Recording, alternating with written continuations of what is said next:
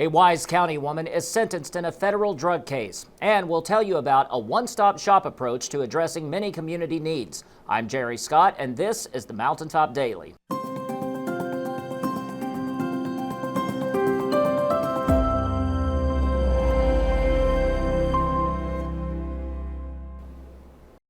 A Wise County woman has been sentenced to time served after pleading guilty to federal drug charges. 38-year-old Brittany Shante Rose of Pound pleaded guilty in November to conspiracy to distribute more than 50 grams of meth and more than 40 grams of fentanyl. She admitted to working with at least 5 others who have also been charged to distribute meth and fentanyl in southwestern Virginia. In court records, she admitted to traveling to Kentucky and North Carolina to buy distribution quantities of meth and fentanyl, then reselling the drugs in Wise County. In total, she admitted participating in the distribution of at least 350 grams of meth and at least 280 grams of fentanyl from 2021 to 2024. During a hearing in Abington Federal Court, the judge sentenced her to time served in the case. However, she will remain under supervision for 4 years. Kentucky River District Health Department is creating hubs to address several community needs, such as drug addiction, poverty, and disability. Robin tells us more about the program. The Kentucky River District Health Department covers 7 counties, and within 3 of those counties, Lee, Owsley, and Letcher, is the Hub, a one-stop shop for those dealing with addiction, poverty, disability, and other issues.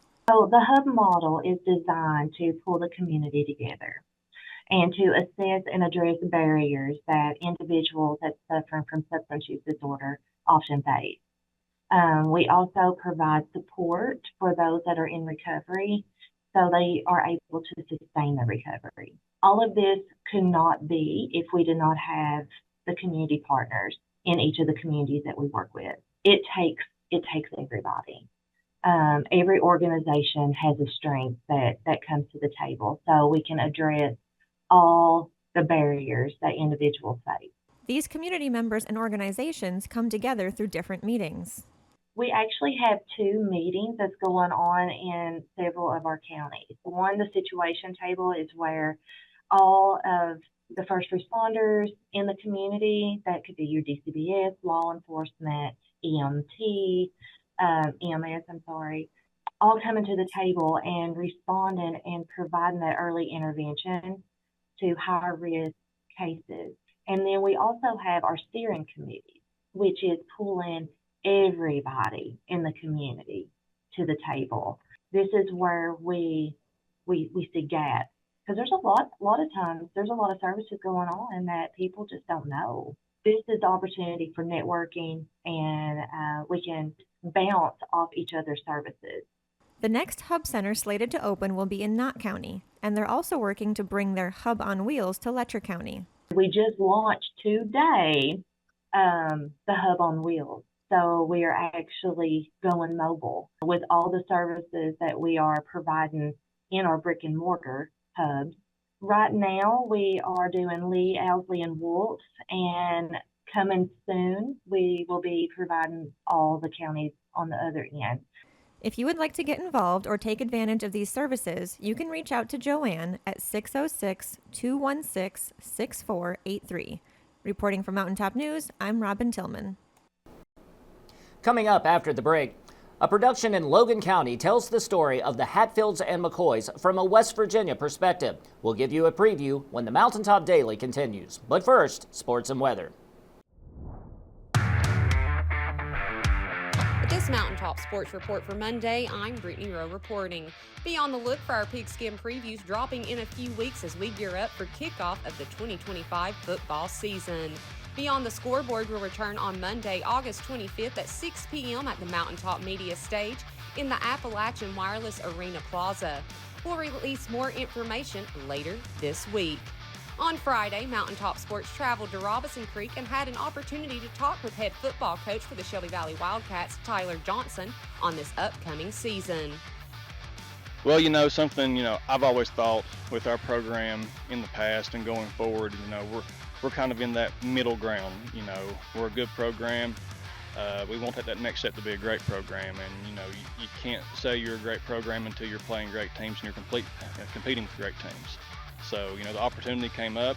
We actually had a team out of Louisville coming for that bowl, and they backed out and had to start looking for new teams. And Ironton messaged me, their coach called me, and he said we would be interested. And we got the details worked out, and so they're going to come down here. And I couldn't think of a bigger challenge right off the bat, week one, than playing a state champion out of Ohio. And everybody knows Ohio football is as good as it comes, so it'll be a great learning experience. We'll know going into the next week where we got to get better at, and that's really what you want to see. We also spoke with senior quarterback Brady Johnson. Yeah, I got a lot of pressure on me, but I'm just gonna do my own thing. I got a lot of teammates to lean on. I got a lot of trust in them to help me out. So, I'm good for the season. For the latest area high school and college sports news, remember to check us out at mountain-topsports.com or like and follow us on Facebook, X, and TikTok. Reporting for Mountain Top Sports, I'm Brittany Rowe. Have a great Monday, sports fans.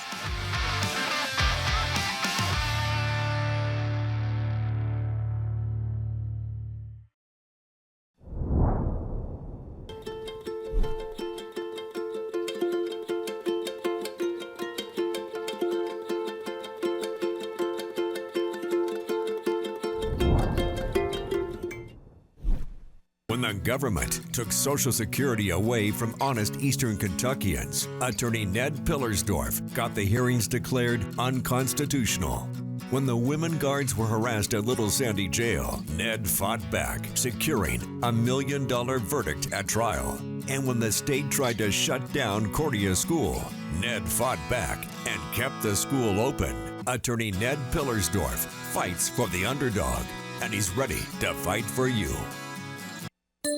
School's in session, and so are the savings at Appalachian Wireless. Right now, get an iPhone 14 for just $1. Yes, that's just $1 when you trade in any eligible device or sign up today for an unlimited or mix and match plan with a 2-year agreement. It's the perfect way to head back to school with the latest tech without breaking the bank. Hurry, this offer ends August 31st or while supplies last. Stop by your local Appalachian Wireless retail location or visit us on the web at appalachianwireless.com, because we are you, we are Appalachian Wireless.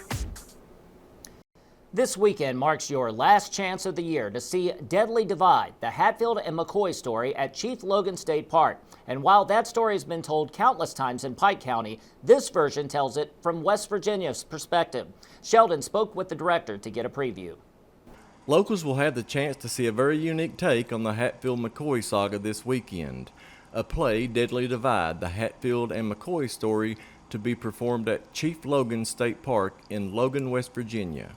This story, and I say it's a story in that it is historical facts, but we have an interesting twist on the way that we tell it. It starts off at a Hatfield-McCoy annual picnic where the two families come together. So it's modern day times, and an older lady comes along and meets this younger gentleman, and she starts telling him the story of the Hatfields-McCoys. And what happens while she's telling the story is it all comes alive on stage.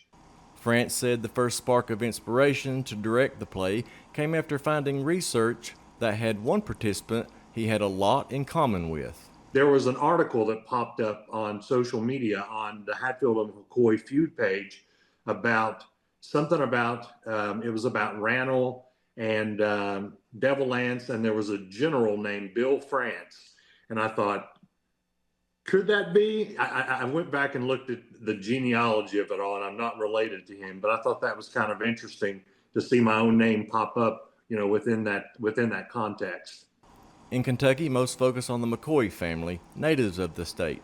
France said this play will highlight the Hatfield family. When they were talking about doing a Hatfields-McCoys drama, it piqued my interest because, historically, Kentucky has their own Hatfields and McCoys because the McCoy family was from Kentucky, but the Hatfields are from West Virginia.